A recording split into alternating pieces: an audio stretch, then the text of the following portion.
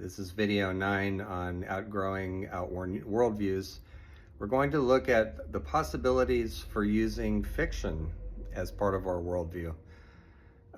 This is a huge topic. I wrote about it in my dissertation, Restoring Our Lore. And, one point of departure is to realize what I realized many years ago. When I went to my first Star Trek convention, I took a boy who wanted to meet some famous people and go to the show and all that. And so I brought him there. And I noticed that there were a lot of people from many different countries. This was in Los Angeles.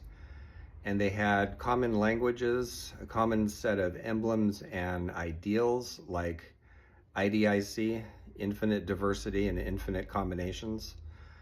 They spoke a common language in more than the literal sense.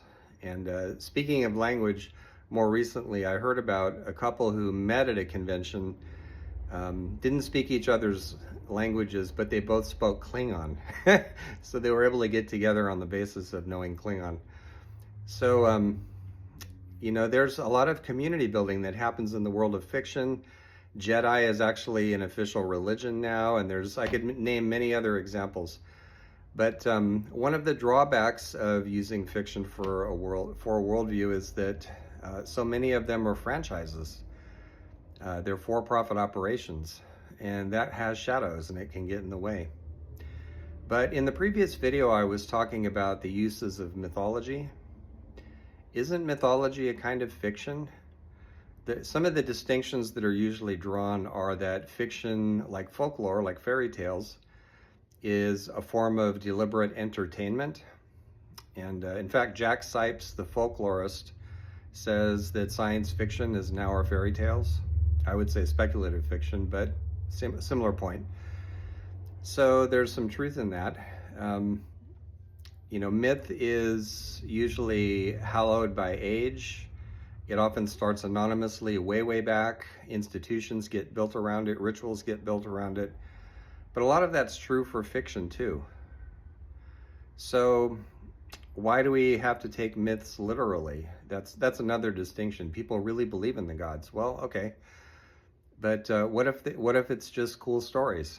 What if it's just inspiration? As a kid, I always hated it when I would go into a movie theater and I'd see a really inspiring movie, or I'd read an inspiring novel, and I'd think, I wish life could be like this. And gradually I realized that life should be like that. That there was something wrong with life. There was something wrong with the time that I was living in, not with me.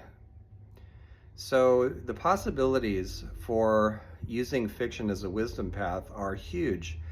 And keep in mind too that it's not really the job of fiction to portray literal small t truths.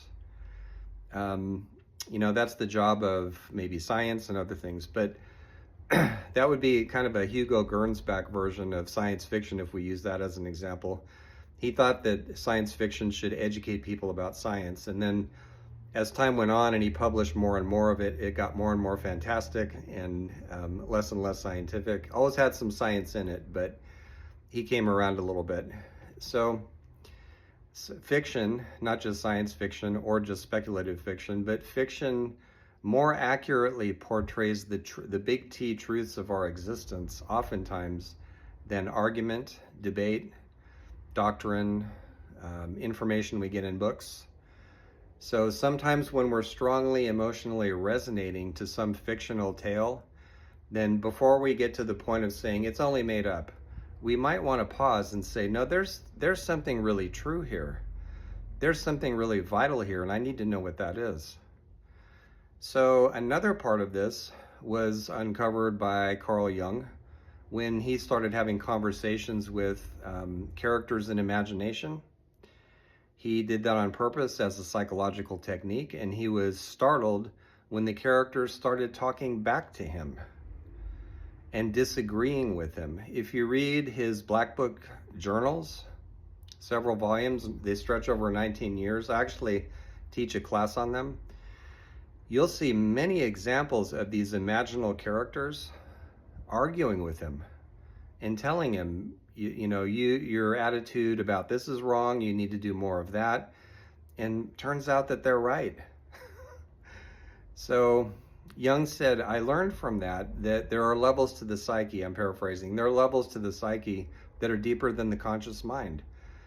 That when we talk to our fictional characters as authors, for instance, which I definitely do, they provide me lots of guidance. The characters are all real for me, imaginally real. When we do that, we're accessing something deep. And so as a result, that's part of my worldview. What does the imaginal say? And there's a distinction here. Imaginal means what I'm talking about now. Imagination sometimes can mean stuff we make up. But even when we just make stuff up, if you go into it a little bit further, why those particular images? Why those particular characters stirring just now? So as depth psychology has noticed for a long time now, imaginal characters, dream characters, mythological characters, they're all kind of similar to each other in some ways. So they have a lot to tell us. And there's a lot of value in listening and writing and acting and setting to music stories that they inspire us with. So when we think about the rituals of earlier worldviews or current ones that we're not a part of that involve a big dose of mythology, the imaginal is an active play. Maybe that would serve us for our worldview in some respects. More about that as we go.